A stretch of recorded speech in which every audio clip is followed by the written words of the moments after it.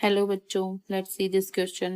The question is, let 1 by 16 A be in GP and 1 by A, 1 by B and 6 be in AP, where A and B are greater than 0, then 72 A plus B is equal to.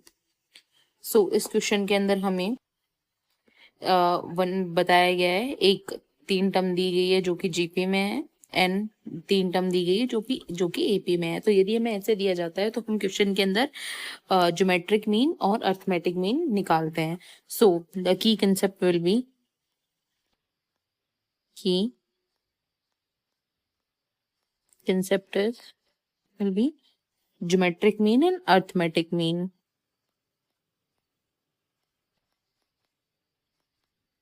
Geometric and arithmetic mean.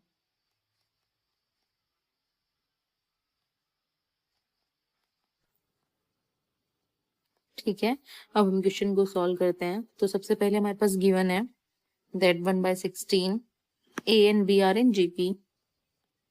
1 by 16 A and B are in GP, mean geometric progression, right? So then geometric mean will be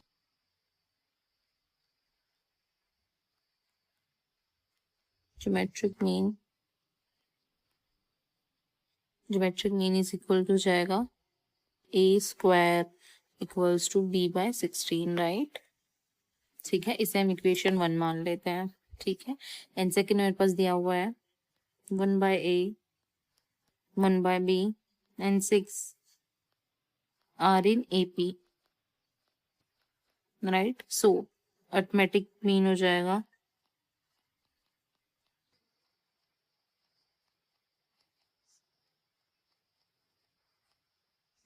arithmetic mean will be 2 upon B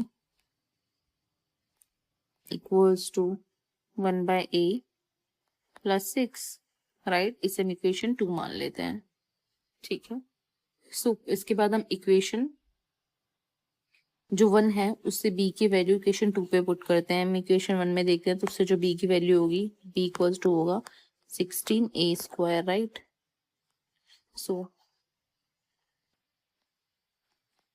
putting the value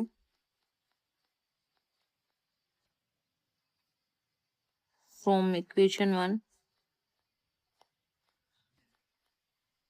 to equation 2, right? तो जब हम b की value equation 2 में put करेंगे तो क्या होगा?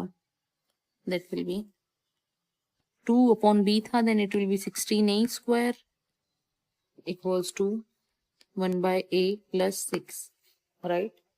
अब हम इसे सॉल्व करते हैं। 2 8 the 16, then 1 upon 8a square equals to 1 by a plus 6, right? अब हम इसे सॉल्व करते हैं। that will be 1 upon 8a square equals to 1 plus 6a upon a, right? then a के से cancel हो जाएगा, then that will be 1 upon 8a equals to 1 plus 6a. so इससे आगे हो जाएगा 1 equals to 8a plus 8 6 48a square, right? and इसे हम सॉल्व करेंगे, that will be 48a square plus 8a minus 1 equals to 0, right? अब जब हम इसे सॉल्व करेंगे and that will be, हम इसे ऐसे लिख सकते हैं 48a square plus 12a minus 4a minus 1 equals to 0, then that will be 12 हम इसमें से कॉमन ले सकते हैं, then that will be 4a plus 1 और इसमें से माइनस 1 कॉमन लेंगे, that will be 4a plus 1 equals to 0, right? then it will be 12a minus 1, 4a plus 1 equals to 0, right. और यहाँ से जो हमारे पास ए की वैल्यू आएगी दैट विल बी, फर्स्ट वाले से ए की वैल्यू आएगी 1/12 इससे, और इससे आएगी -1/4, राइट। तो देखिए हमारे पास ए और बी जो है, ए और बी जो दिया हुआ है वो ग्रेटर देन 0 है, तो इसलिए ए की जो ये वाली वैल्यू है ये तो कैंसिल हो जाएगी, ये वाली वैल्यू हम रखेंगे, दैट विल बी, हम कह सकते हैं ए जो होगा ए इक्वल्स टू 1/12 होगा, राइट।